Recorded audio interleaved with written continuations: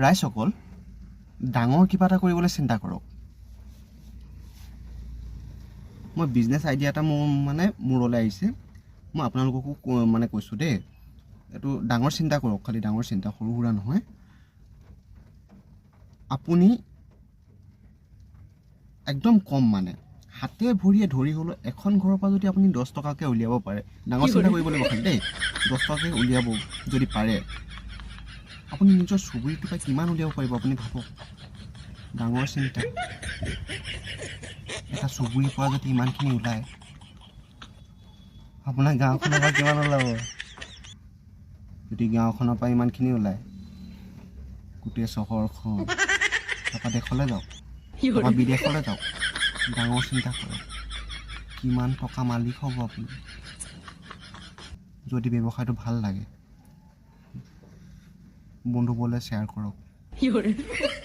এটা ডাঙৰ থিংকিং দেই, সৰু সুৰা মানুহে এইবোৰ কৰিব নোৱাৰে। আৰু আপুনি যদি ওপৰলৈ ভাবে, আপুনি কোটি টকাত খেলিম বুলি ভাবে, তেতিয়া এইবোৰ চিন্তা আহে আপোনাৰ মগজলৈ।